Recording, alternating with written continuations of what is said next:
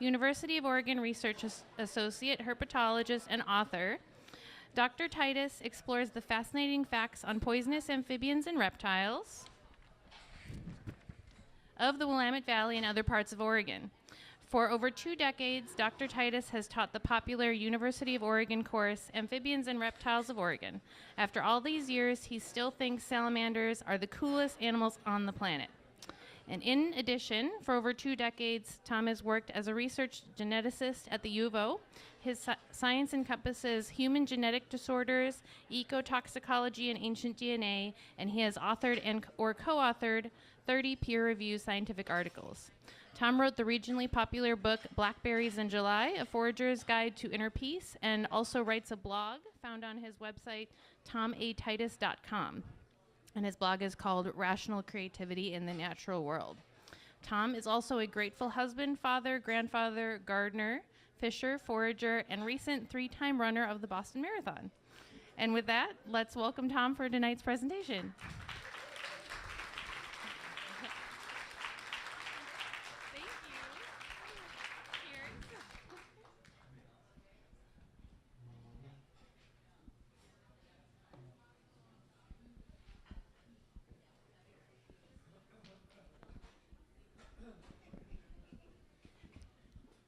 So first of all, I'd like to apologize for that trivia quiz. You should. I thought you took it after the talk. That was brutal. 8 out of 10, that's amazing. Good job. Yeah, that's terrific. Thanks, Maggie. And thank you all for coming, and a special shout out to my colleagues from the Eugene Natural History Society that made it tonight. I really appreciate you coming. I'm going to have to fire up my laser pointer. Maggie tells me that I have to behave myself, and by behaving myself, they're taking video, and the only way that they can make sure that I stay in the picture is if I stay in front of the microphone. I would much prefer to be out wandering around in the tables. That's my style. That's how I teach, actually. So I won't be doing that. I'll try to stay put. And I just wanted to add a couple of things here on the opener. Don't call me doctor. I go by Tom. The only time I use doctor is when I'm trying to get something done at the Department of Motor Vehicles, you know. And even though I'm in an institute of neuroscience, I don't know a damn thing about neuroscience. I'm really a fish geneticist. They keep the lights and the heat on, okay? But it's been a great place to be, so. So the first thing we need to do tonight is just give you a little intro to amphibians and reptiles. They're 2 very different groups of animals, and it has huge impacts in terms of where you find them and what they're all about. And so let's have some feedback here. How would you describe an amphibian skin? Give me an adjective. Wet. What else? Cool or cold? Slimy, did I hear? Yeah. Yeah. Good job. Yeah. In fact, that's about right. Yeah. Moist, slimy, cool. That really is pretty dead on. And so what I have here is a cross section of amphibian skin, and what you're going to see here is this layer right here is the epidermis, and there's a layer of actually dead keratinized cells right on the outside of the epidermis. Here's the outside of the animal. This is inside, but it's a very thin layer, and it's actually a really terrible barrier to water loss. They lose water like crazy through that thing. So, and then down here in the dermis, this is important because you have an incredible amount of complexity in there. You have glands that make chemicals to attract mates, hedonic glands. You have granular glands that make poisons, which will be the feature of a lot of this talk. And then you also have glands that make slime.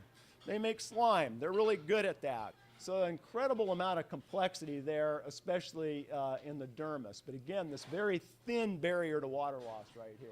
So just to summarize that, an epidermis with a thin layer of keratinized cells, poor barrier to water loss, and then these specialized glands for making chemicals and toxins and mucus. And by the way, I think what I'm going to do tonight, rather than field questions during the talk, is just power my way through and then take the questions at the end. Otherwise, hopefully I could be up here for an hour and a half, but Maggie doesn't want that, and you might not either. So let's just buzz through this thing, and then you can scribble down questions as I go. So how would you describe a reptile skin? Dry. What else? Scaly. Sorry? They shed it. That's true. They do shed it. Yeah, so do amphibians, actually. You just don't see it happening. But warm, cool, depends, right? Yeah, so dry, scaly, good job, and often warm, but sometimes cool, depending on what the air temperature is, because both these groups of amphibians get their body temperature from outside sources. They can't make and maintain their own internal temperature like you and I can at 98.6 degrees Fahrenheit. So that's great. Here's a cross-section of snake skin. And here's the epidermis right here, and the dermis below, and there's the outside of the animal, inside of the animal. And here's that layer of keratinized cells. It's the same layer of keratinized cells that you see in an amphibian, but it's actually, and I don't have a scale bar up there, but it's much thicker in a reptile, much thicker. And there is that layer of keratin that gets shed off as a snake skin. And you see that often when you're out walking around in nature. What's cool about that are those two scales right there that have to come off of the eyes. So snakes don't blink, right? They don't have eyelids, so they have transparent scales over the eyes, and those have to be shed off. If they don't shed them, the snake ends up blind. So a snake that's shedding actually does have a really milky-looking kind of bluish look to its eye because they're secreting a fluid underneath that scale to make sure that they get rid of it. So there's a garter snake skin. Lizards shed like a sunburn, so you never see that, except for alligator lizards. I don't know why. Alligator lizards shed it all off at once. Most lizards shed like a sunburn. So you have this epidermis with this really thick layer of keratinized skins, which is an excellent barrier to water loss, and very few specialized glands in the dermis. It's boring compared to an amphibian. On the egg side of things, there's an amphibian egg. There's a frog. There's a salamander and a stalk on the end of the salamander that might be used to attach that egg to the inside of a rotten log or a moist place in a rock pile like a talus slope. And so there's the business part of it. That's the ovum that ends up being fertilized and develops into the amphibian later on, or maybe a larva, maybe not. And it turns out that there's no shell on that egg, no shell. All those layers right there are just jelly. So if you take that egg out of the water and put it in a dry place, what happens? It dries out. It dies. It can't make it, okay? So there's a great example. This is the northwestern salamander. There's the adult right there. They're about that long. They're pretty good size, chocolate brown animals. My wife says they look like space monsters. And they kind of do, and it's because of these big parotoid glands right here on the side of the head that have lots of granular glands that make poisons. They secrete those when they're agitated. But the eggs are really neat. You may have seen them in a pond somewhere. They're about the size of a baseball, maybe even your fist, really stiff jelly that connects them all. And they turn green over time because there's a symbiotic algae that grows inside the egg capsules. So no protective shell, dries out really easily. Compare that to a reptile egg. Let's not go through all those parts. There's the embryo right there. Its little legs tell you it's probably a snake, right? Wrong. It's a lizard. Okay, snakes don't have legs, not even as embryos. But there's the important part right there is that shell. And usually it's a leathery shell, except in some turtles will make a calcified shell like a chicken. But it has a shell, and that's pretty important because that makes it resistant to water loss. So a reptile like a snake or a lizard can lay the egg out in the soil somewhere, and it's not completely resistant to desiccation, but they don't have to be laid in the water like an amphibian egg does. So all of this has huge implications for where you find these animals in our part of the world. And here's a pretty typical distribution of an amphibian. There's our northwestern salamander, our space monster right there. And here's its distribution in Oregon. What's that right there? Cascades. They go right up the west flank of the Cascades and they stop because everything after that is dry as a bone, okay?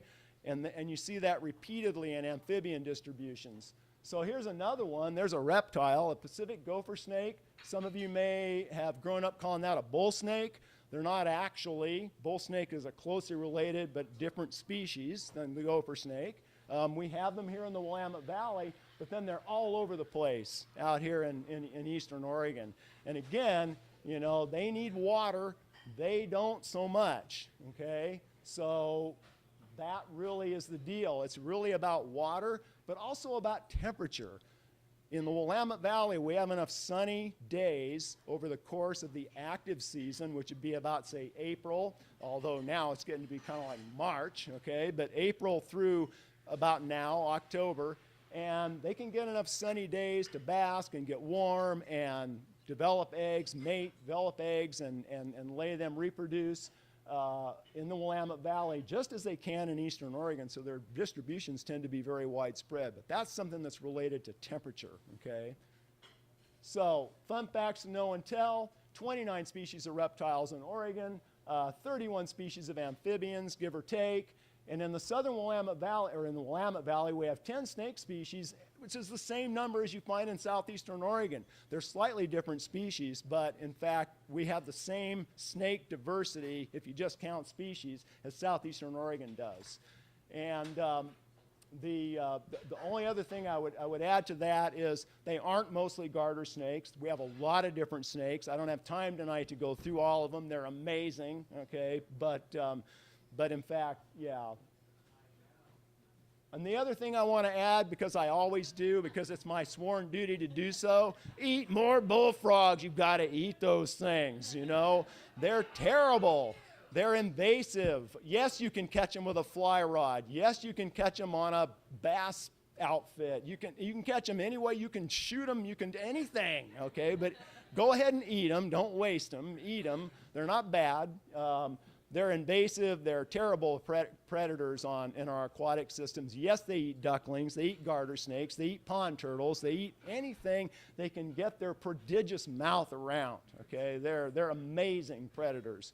So just had to throw that in at the end. Okay, Eye of Newt. Well, I did a bait and switch on the title. Maggie said a Halloween theme. Okay, Eye of Newt. Well, I'll just tell you they're yellow. That's it on the eyes, okay? What we really want to talk about is the skin. That's where all the action is for tonight, all right? That's our tale of toxicity for tonight. So there's our rough-skinned newt right there. This animal is not so rough because it's a male that's been living in an aquatic habitat probably maybe all year long, because the males will sometimes just stay in the pond, and they take on a very smooth appearance. The toes, actually, they start to redevelop webbing around in the toes, and they redevelop a caudal fin, a tail fin. So some people call it reverse metamorphosis, but that's kind of overcooked, overbaked. All right, this isn't really, but they do become more aquatic. There's an animal. Ever seen this? When they're agitated, they'll arch like that into this Unken reflex, and they're showing off that bright orange coloration underneath the tail, and also sometimes they'll raise the chin and show off all that orange coloration. And what's that saying? Don't eat me, or, well, go ahead. You know, you can go ahead and eat me. People see more of these animals. So in terms of salamanders, that's an animal everyone knows. Yes, they are salamanders. They are a subset of salamanders. Newts are a subset of salamanders. But they're out marching around in the middle of the day. How come? Because they can be.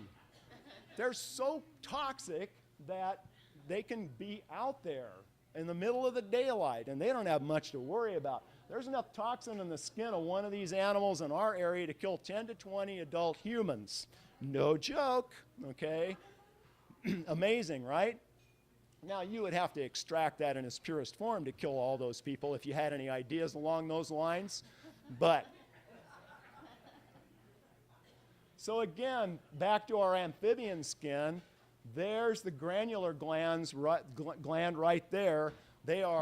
Newts have a bunch of them, that rough, warty skin. All those warts are concentrations of granular glands that are capable of making the toxin that makes them actually so deadly. And in what they make is this stuff. It's called tetrodotoxin, or if it comes from a newt, you can call it terikatoxin, because terika is the scientific name of the rough-skinned newt. Terika granulosa is its scientific name. I almost flunked out of chemistry as an undergrad, so these things don't mean a whole lot to me, but I think they're really cool. Tinker toy diagrams. Importantly, those atoms out here on the outside are charged. There's a charge to that molecule. Sometimes we shortcut the name and call it TTX, okay? But tetrodotoxin is what they're making. Tetrodotoxin, you can buy anything on the internet. Okay, where was I? How did I end up in academics? I could have made a fortune making whiskey flasks with this chemical structure of tetrodotoxin on it. Or a cute little tote to carry your chanterelles in. Or you name it, okay? It's amazing what you can find. So how does that stuff work? There's too much going on in here and it's too small, and I apologize for that, but here's the thumbnail sketch of it. This is a nerve cell right here. Nerve cells, the beginning of a nerve cell usually has a bunch of these projections called dendrites, and then there's a long skinny bit called the axon, okay? What that nerve cell is all about is conducting an impulse down to a muscle fiber. There's a skeletal muscle fiber, and it makes something happen, like run away from the cougar or pick up a beer. Good idea. It's not often I get to drink a beer and give a talk. It makes something happen, and sometimes the neurons are stretched in sequence. There'll be more than one neuron leading to a muscle fiber, but there has to be an impulse propagated along that thing to make that muscle jump, to do what you need it to do. And that happens because sodium ions, and that's the same sodium that you find in table salt, sodium chloride, okay? Once you put that into water, it dissolves, and the chlorides go one way, and the sodiums go another way, and there's all that sodium in solution. And what happens then is the sodium rushes into that nerve cell when it's stimulated and propagates that nerve impulse. That has to happen, okay? Also, potassium has to go out, but that's kind of minor compared to the sodium. How do you make, well, we'll get there. Here's a diagrammatic view. So how do you make a good poison if you're an animal? Well, this is a channel. The fancy name for it is voltage-gated ion channel or sodium channel. That's the channel through which that sodium goes into that nerve cell and propagates the impulse, all right? That's it. And you can see it's plenty big enough for a sodium, and it's hooked to a water here for some reason, but plenty big enough for that to travel through and cause that impulse to be propagated. But there's our tetrodotoxin right there. Notice it's big, and it blocks that channel. And not only is it big, but it has all the right charges around the outside to stick in there and keep the sodium from going in and propagating an impulse. What happens then to your muscles? They don't work.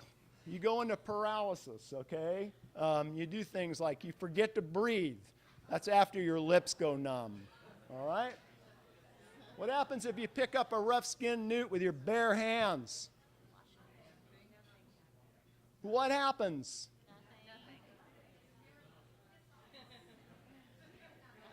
I'd buy you a beer if I wasn't a poor herpetologist. Nothing happens. You can pick them up with impunity, okay?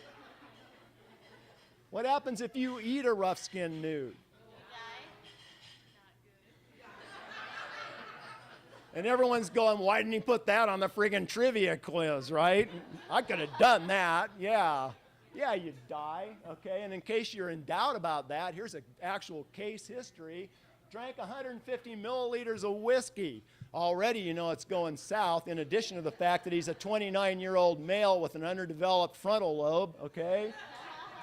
At 6 p.m., he'd already had the 150 milliliters of whiskey, He swallowed a 20-centimeter newt, an adult newt, on a dare. Of course you would. Why wouldn't you do that? And he had tingling of the lips. Then after 2 hours, he was numb, he was weak, and he thought he was going to die. So someone said, well, dude, if you think you're going to die, how about we give you a ride to the ambulance? He declined. They left him alone. 15 minutes later, full-on cardiopulmonary arrest, and he was dead. Boom. That's only one, okay? They're not always lethal. Sometimes people don't decline the trip to the hospital in the ambulance, and they get their stomach pumped, and they survive their idiocy. But the only smart thing about his evening was he thought he was going to die, and in fact, he did. Yeah. So what's really amazing is, in case you were actually thinking that you were going to use a newt as a suicide pill, like you think that it's the end of the world's coming and you want to just off yourself because you don't want to go through it, and believe me, I totally understand, all right? You got to know that that stuff doesn't cross the blood-brain boundary, so you are fully conscious while you're going into full paralysis and you're asphyxiating because your breathing apparatus is seized up. So think twice. You know, you might want to like stockpile Nembutal or something like that. I don't know, some other way. This is not a good way to go out, okay? All right, but there are animals on the planet that can eat those things. And drum roll. Thank you. I thought I was going to have to yell for one. Garter snakes can eat newts. And so I have a picture to prove it. There's the garter snake. There's the hapless newt. It's halfway down the garter snake's gullet. That proves it, right? Of course it doesn't prove it. That garter snake could have drank 150 milliliters of whiskey and taken a bet from her friend and been dead 2 hours and 15 minutes later from full-on cardiopulmonary arrest. You can do anything on the internet with photos. But in fact, they can do it, and they can get away with it. And the question is, how do they pull that off? Well, we're back to our cartoon here with those channels where the sodium's supposed to go through, but the tetrodotoxin is getting in the way. Here's what it looks like in a garter snake, okay? This is actually two different versions of a garter snake, a common garter snake sodium channel. And this is sort of a cartoon rendition with the coils shown in the protein. So those are two groups of amino acids that make the protein. There's the channel right there. There's the tetrodotoxin right there. Here's what it really kind of looks like, all sculptured. It's beautiful, I think. It actually looks a lot nicer than those Tinker Toy drawings of chemical structures. Every one of those colored blocks right there is a change in an amino acid, which is the building block of that protein, that sodium channel. Every one of those red places is a change compared to your sodium channels, for example. And what happens is, because of those amino acid changes, remember that tetrodotoxin molecule's charged, it no longer sticks into that sodium channel like it would have without all those changes. And so the snakes become basically immune to the tetrodotoxin. They can't, it doesn't really affect them, okay? It's really cool. And it turns out that you can actually have a subset of those mutations that lead to those, that lead to making that TTX less toxic. And the fewer of those you have, the less resistant you are. And so where the Newt, well, we'll get to that. But at any rate, you get the picture. Yeah, garter snakes are amazing. They can eat those things without the whiskey. So there's this really nifty thing called an evolutionary arms race between the rough-skinned newts and the garter snakes. The garter snakes are eating the newts. The rough-skinned newts aren't particularly fond of being eaten. From an evolutionary perspective. And so what happens? Well, maybe not that, but I love the cartoon so much that I had to put it up there. There's the snake with its tetrodotoxin resistant gas mask on right there, and the newt's getting ready to douse it, but you're all sophisticated enough to know that it's just a cartoon and that isn't really what's going on. At any rate, here's a picture. There's way too much going on in there, and I kind of apologize for this, but I couldn't figure out how to parse it. I stole it. Most of these things I've stolen and tried to attribute them off the internet. But This is based on a lot of work, a lot of research. And then over here, you have, this is Western North America, okay? There's the Willamette Valley right there. And what you see is in orange, newt toxicity is high, where it's orange or red. So we have some incredibly toxic newts in our area. Very toxic. The most toxic newts in our area. That 10 to 20 dead human newts, right? And so there's prey toxicity, and it varies tremendously. So up here, like up around Vancouver Island, British Columbia, they're not all that toxic at all. Or down here further south into California. So you get the picture, but what's fascinating is you look at the predator resistance, so that would be the garter snakes, right?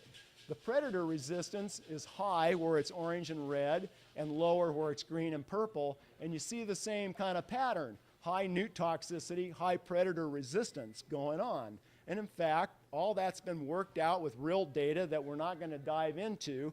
And then down here, they basically overlaid those two things, and they just said, how much mismatch is there between garter snake resistance and the newt's ability to produce the toxin? And I'll just summarize that briefly by saying not much. There's a tremendous amount of correlation between newt toxicity and garter snake resistance to the tetrodo, to the Turrica toxin. So where they're highly toxic, the newts, the garter snakes are more resistant. Where the rough-skinned newts are less toxic, the garter snakes have lower resistance. And there's this really strong correlation between toxicity and resistance where the ranges of those two animals overlap. And the last little tidbit here is in some places, even though we don't really think of wins and losses in the world of evolutionary biology, the garter snakes are actually winning in some places because they become so resistant to tetrodotoxin that a newt can't possibly produce enough of it to overcome their resistance. Can't do it because the newt's only that big. And interestingly, if you take the tetrodotoxin out of the newt and give it a shot with its own poison, you'll kill it dead, okay? So they have to have it sequestered in those granular glands in that rough skin to carry it around, all right? It's amazing. But at any rate, the snakes are so resistant that the newts are never going to be able to make enough of that stuff to kill them. So they kind of won. Home run. Enough of that. Skin of toad. Speaking of which, I have some props up here. If you ever get a chance, go to my blog and read a piece called Dead on My Dashboard. All these things live on the dashboard of my little red pickup. I have a bunch of stuff up there. There's a rough-skinned newt. I don't know what the shelf life of tetrodotoxin is or Turrica toxin, but it might be expired on that one. It's all dried up and mummified. That's cool. Anyway, you can pass it around if you want.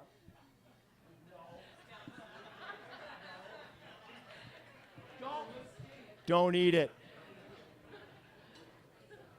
Oh, there's a lizard mummy, but it's not the real lizard mummy I'm going to talk about later.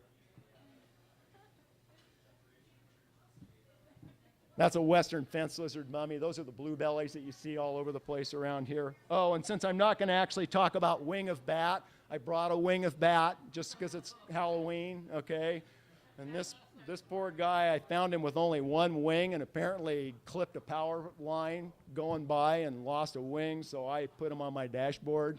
Anyway, so there's wing of bat, mummified bat. There you go. Don't eat it. Anyway, back to the toads.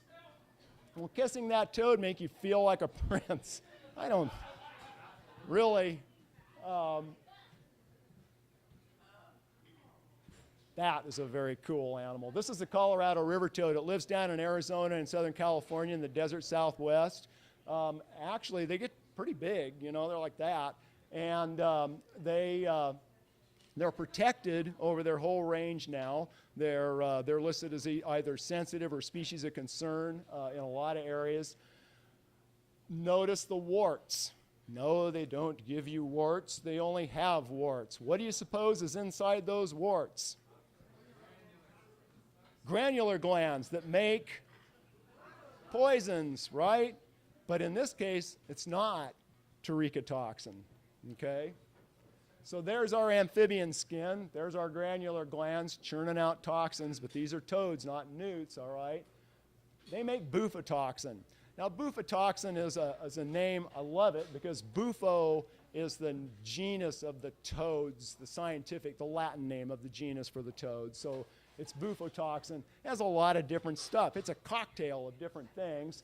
There's epinephrine, you know that one, right? That's what you get. The EMTs give you a shot of that if you need to get your heart started again. Norepinephrine, bufalin, bufothionine, all this stuff. Serotonin, that's a feel-good thing. Now we're getting somewhere, you know. But really the star of the show is this. These animals produce an incredibly high amount of 5-HO-DMT. You know about DMT? How many people have heard of DMT? Yes. DMT is amazing, okay? And so it's this version of the Colorado River toad's DMT is really similar to that DMT that's made by plants and is also synthesized in that DMT that I think you can find in, I can't even remember, mushrooms. But at any rate, let's focus on that stuff, bufotenin or 5-HO-DMT. Oh, there's my chemical structure. I don't know what it means. It's just cool, and it spins in nicely on PowerPoint. It's similar to psilocin, which is made by the whoopie mushrooms. So it's the same stuff and very similar to LSD. And it actually works by binding to some special receptors in these serotonin-sensitive brain cells and kind of makes things happen. Well, here's what a guy named Wade Davis wrote about back in 1991. He actually got some of this stuff out of a Colorado river toad and he smoked it. And he wrote this down, okay? Shortly after inhalation, warm flushing sensation, sense of wonder, well-being, auditory hallucinations, insect cicada sound that ran across my mind, seemed to link my body to the earth. Oh my goodness. I was indoors, but I felt the earth, the dry desert soil passing through my fingers. The stars at midday. Oh man, if I could write like that, I'd go smoke that stuff, you know. That's amazing. I don't believe half of it, but it's an amazing piece of writing. And so why aren't all toads facing extinction in the name of a little harmless chemical stimulation and some shamanic experiences, right? Because that was a shamanic experience if I ever saw one. Man, I'd be down with it. Okay. Well, enter our toad. This is the western toad. Astyanax used to be in the genus Bufo. Boreas, you can recognize them. They have these big parotoid glands, same as you saw on that northwestern salamander, and this yellow dorsal stripe down the middle of the back. And warts that you now all know don't give you warts, but they're full of granular glands that are making bufotoxins, okay? Sorry. I'm gonna need to raise that. Thank you for bringing that, because this is the video feed for or the audio feed for the tape too. So, at any rate, here's normally I'd be up on the tables by now. It's true. After I smoke some of this, yeah. That's good. It'll be fine. I'll just. Oh no, it's not staying put.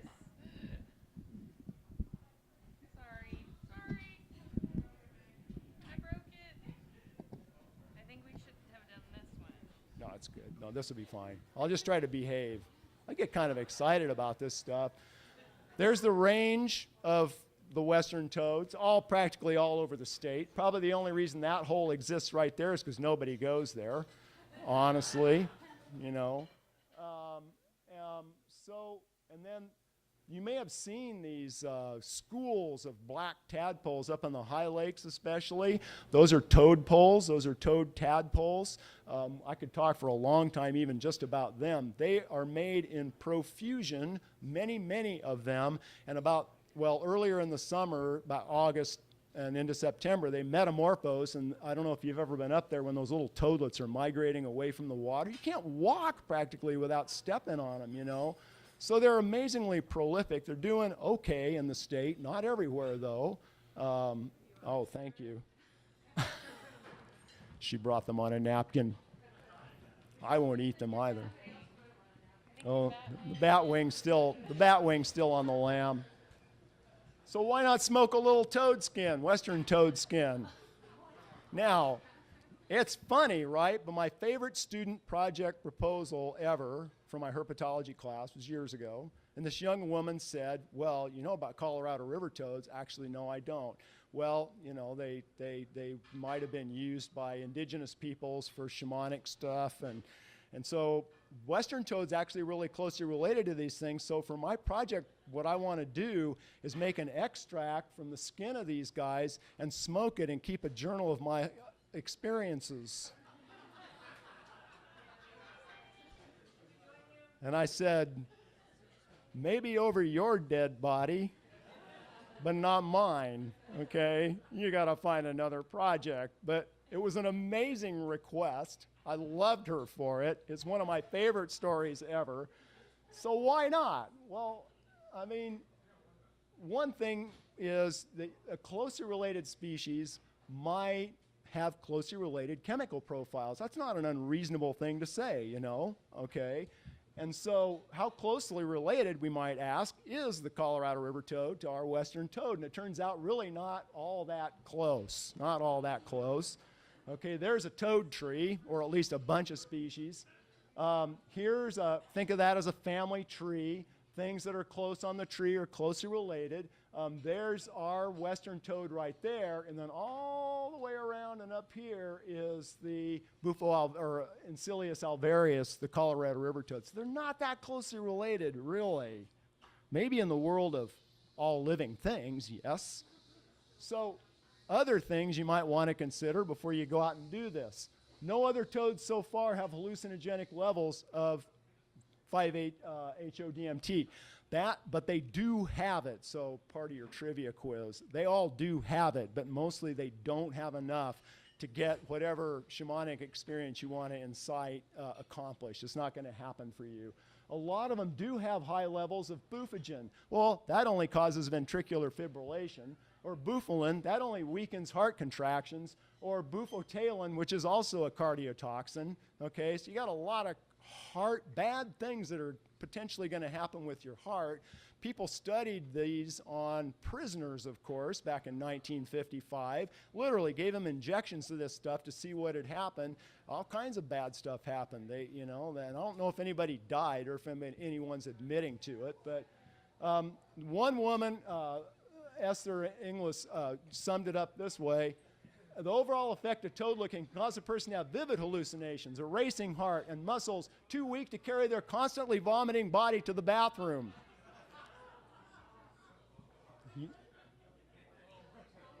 I believe her. I believe her. So she didn't say smoking, though. And in fact, there are different effects that are induced from smoking the stuff than from just licking the skin. She also went on to say, if you want to get high, you might find a better way to do it than licking the skin off an animal that spends its life submerged in bacterial-ridden swamp water that's half alligator pee. So leave the toads be. That's my bottom line. I can't do a talk on toxicity without talking about rattlesnakes. This is our northern Pacific rattlesnake.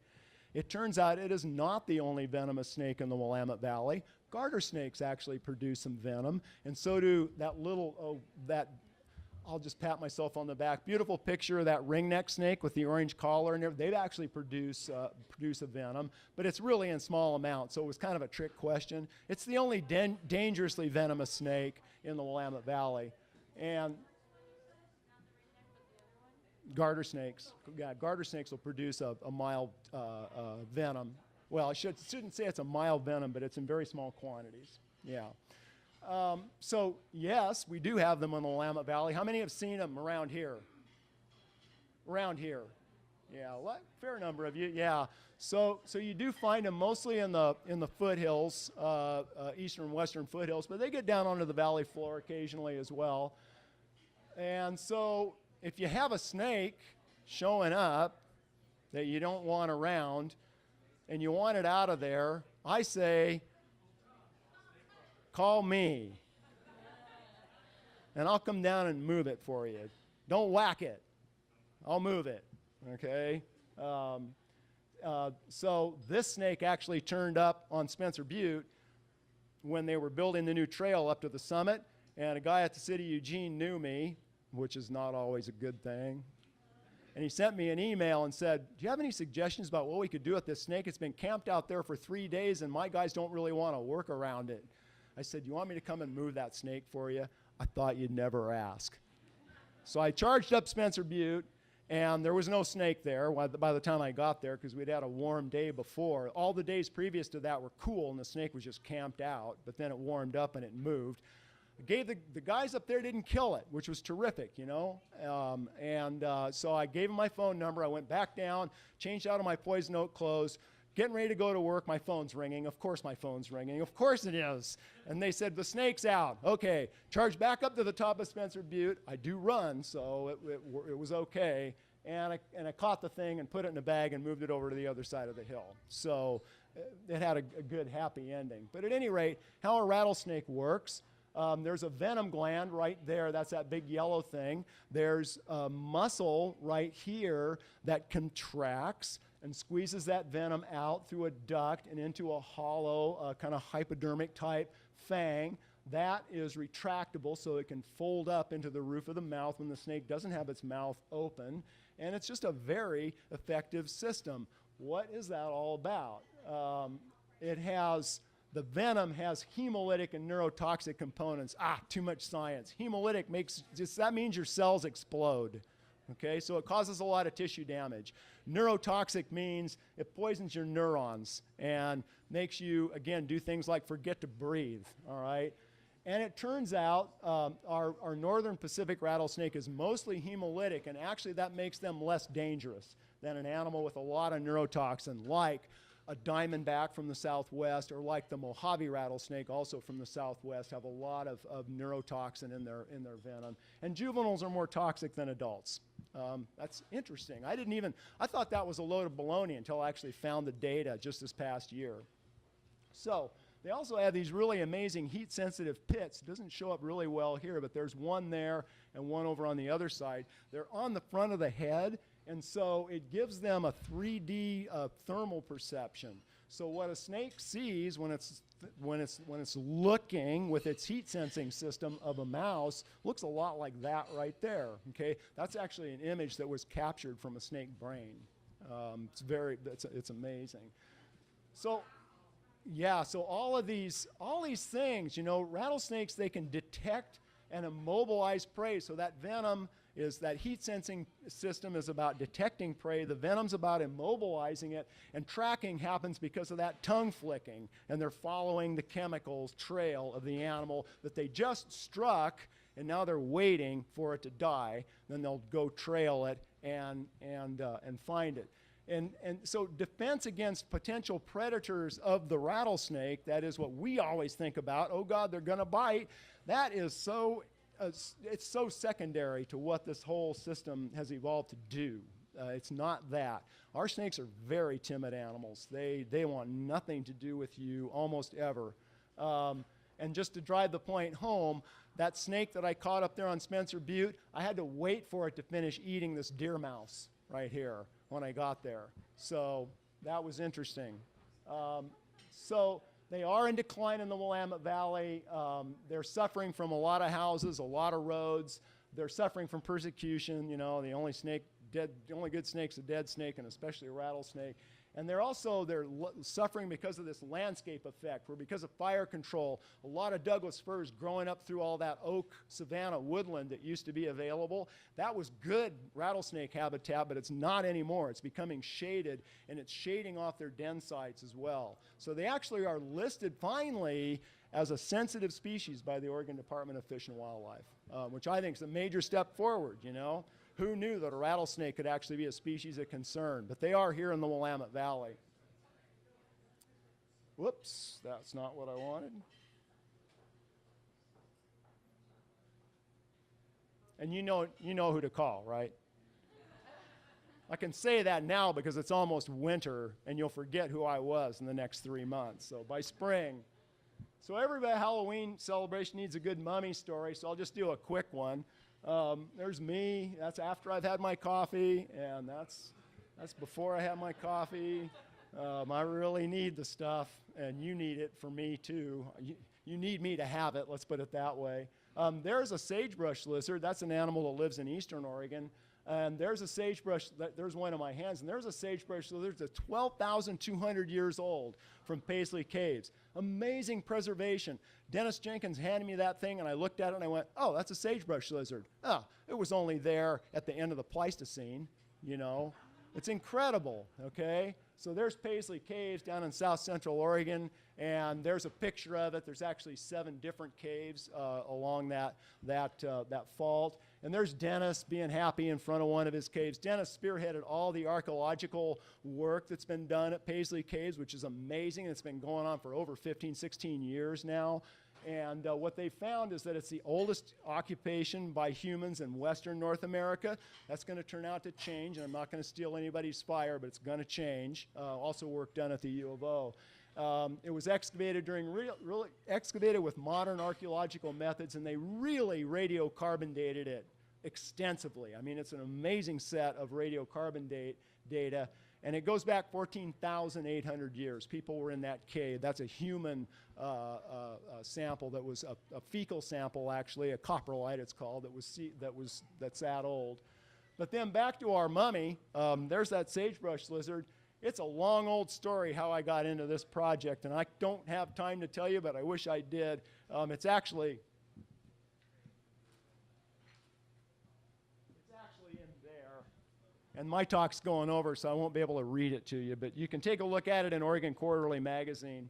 How do you do that? Well, honestly, I don't know. I'm no good at this stuff. I mean, my deal, I like animals when they're fresh, living, and like I like to work with them right after they're dead. Yeah, look, it's tough because DNA degrades over time. It becomes more and more fragmented, and it becomes chemically modified in ways that make it difficult to work with. And 12,200 years, that's a long time, okay? On top of that, ancient DNA really is best preserved in big bones. Teeth are really great. Lizards don't have big bones, and they have itsy-bitsy little teeth. So we're shoveling, you know what, against the tide here.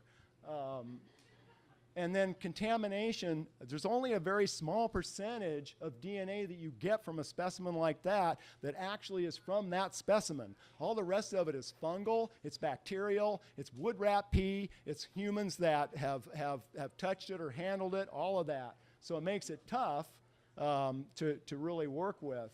So we're getting some expert help with the ancient DNA. I'm trying to put together a trip to Copenhagen to do some work in a lab that does that stuff. And meantime, we've sequenced the entire genome of the modern sagebrush lizard, which still is found about 6 miles from Paisley Caves. So how do you do that? You go out there in the sagebrush country and you noose a lizard. You literally do noose a lizard. So there's a little sagebrush lizard with a noose around its neck. And then you kind of borrow a piece of its tail. Ouch, but they actually lose their tails. About 50% of animals in any population have only part of their tail. It comes off very easily, and they grow it back. So I'm just trying to make myself feel a little better here for taking its tail. But I took a piece of its tail home and got some DNA out of it, and we sequenced it. And we did a nice job, and I can tell you about that in a whole nother talk. And eventually what we need to be able to do is match the mummy DNA to the modern DNA to find out that we're actually what sequences that we get out of the mummy are actual lizard sequences and not some fungus or bacteria or other contaminating thing. And so it might look like that might be our modern lizard sequence. We might see that in the mummy with maybe just a base pair or two change in the mummy over time. 12,200 years is a lot of time. And we might see something like that where you have a lot of mismatches and label that as non-lizard DNA. So that's the basic thrust of that project. It's awesome. What good is it? I don't know.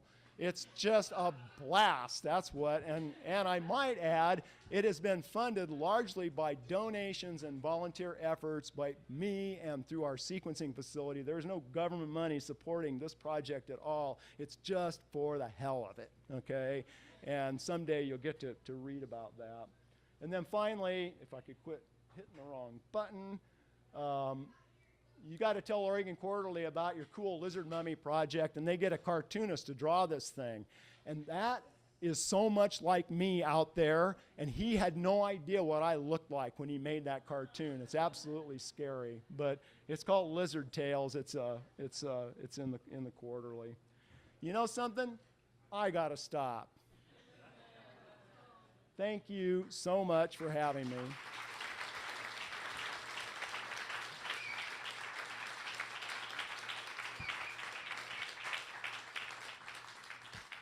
And I'm going to try questions.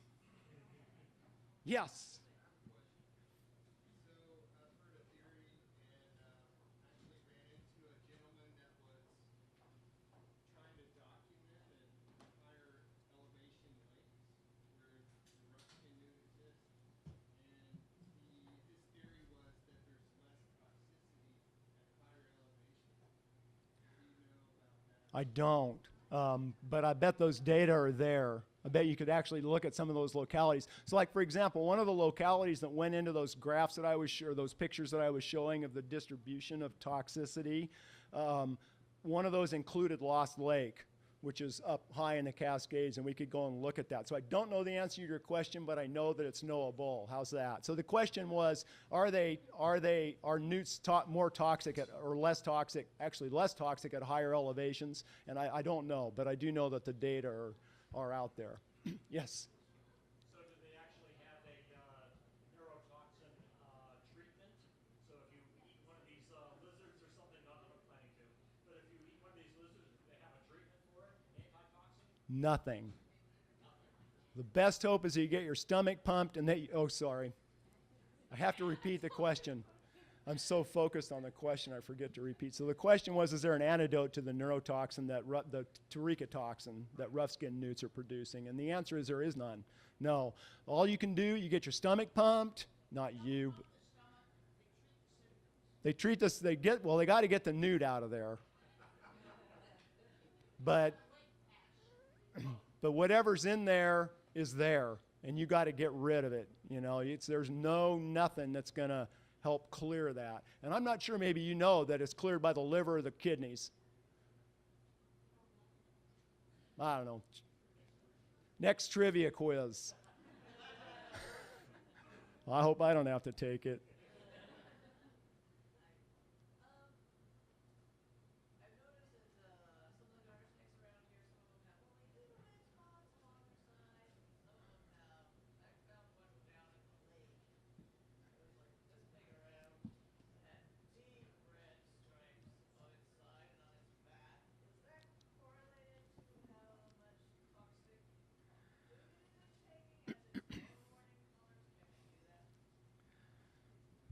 So the question was, there's a lot of variation in garter snake coloration out there, right? And you see it. And the question is there any kind of correlation between the coloration and the resistance of the snake to the newt toxin? Do I have that right?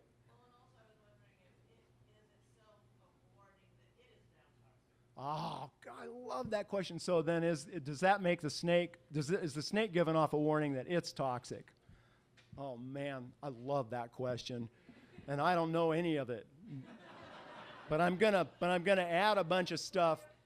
So first of all, since I have lousy short-term memory, the last part, do the snakes have warning coloration? Probably not, but it's true that for about a month after a snake eats a rough-skinned newt, it is toxic. It has tetrodotoxin sequestered, and there's enough of it there to kill a predator that would happen to eat the garter snake. So who knows, maybe, it is, but they do.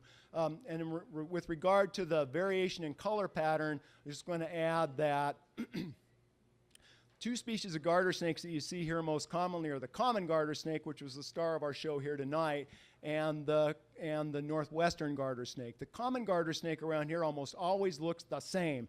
Beautiful, bright yellow stripe on the back and red checkering on the sides and red on the head. The northwestern garter snakes are tremendously variable, and it turns out I don't know if there's any data that I'm aware of about the resistance of different color morphs to the Tarica toxin, but I do know that different color morphs have different performance abilities. And so the ones that are brightly colored happen to be really good sprinters, for example, because they're brightly colored and they need to get out of there if they're about to be eaten. The more prosaic animals, let's say, that aren't so brightly colored are hiding out and using cryptic coloration, and they don't have nearly the sprint speed.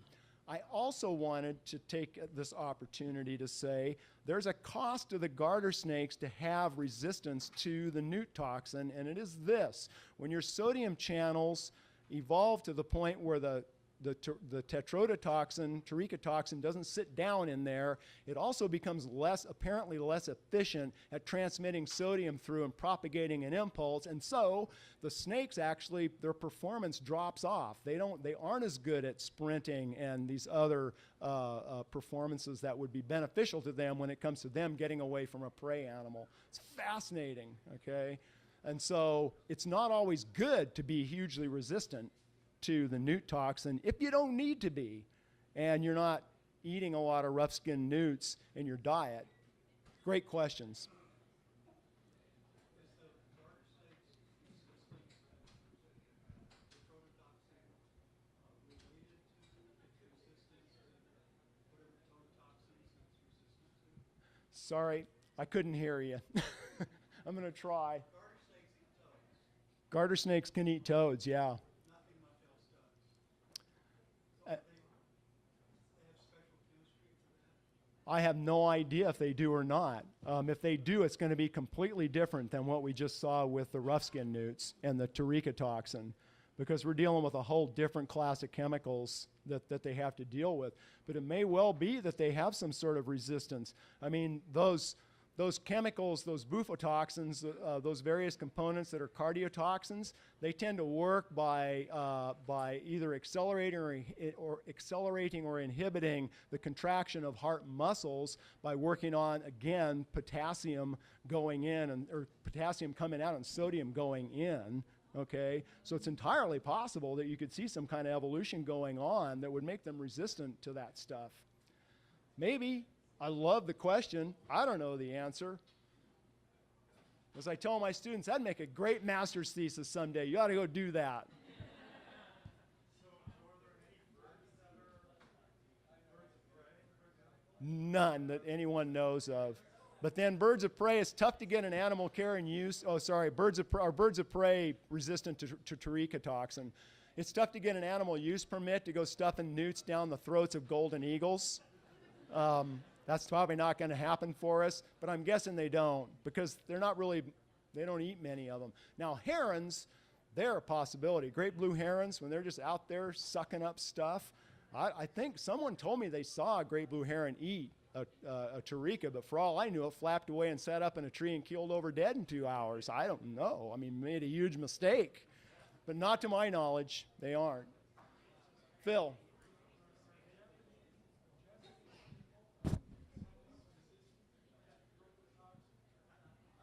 Are Japanese people somewhat resistant to tetrodotoxin? No, but they are very good at removing the gland in a blowfish, which is where the tetrodotoxin is produced, getting rid of that thing before they eat it.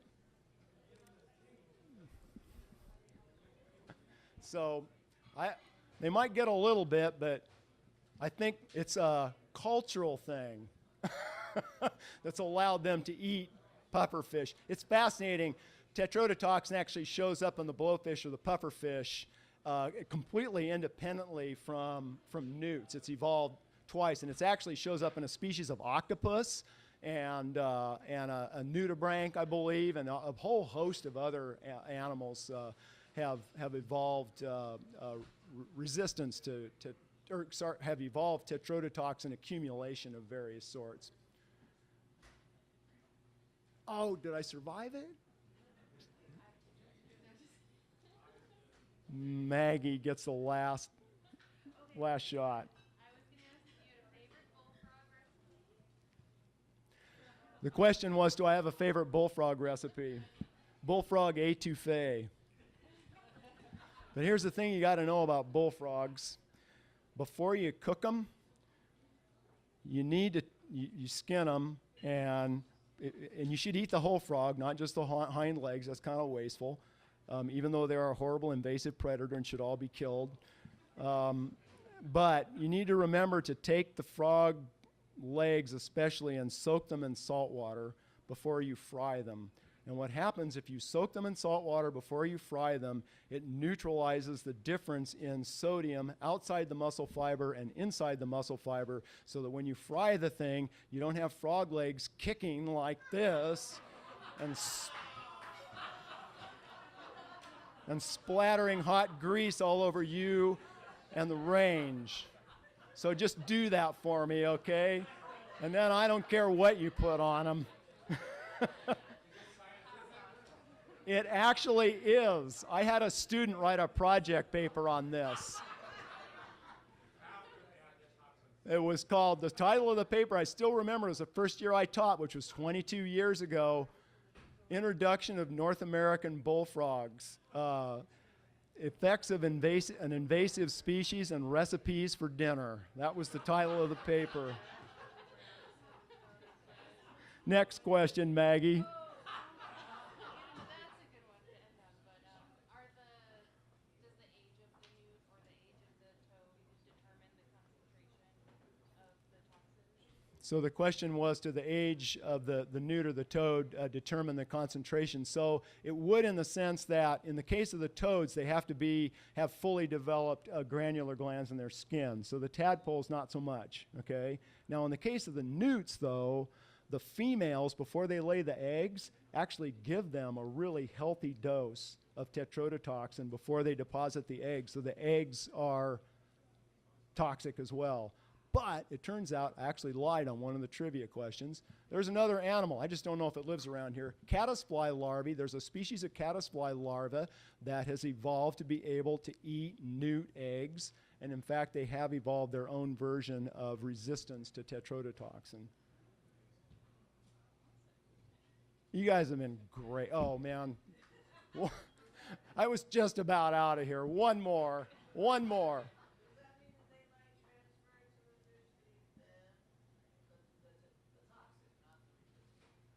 Oh, can the caddisflies sequester it? Like become poisonous themselves? Maybe. I'm open to it. But I'm not sure it's actually been tested. I'm a geneticist, not a toxicologist, for crying out loud. What am I doing up here? It's been fun. Thank you.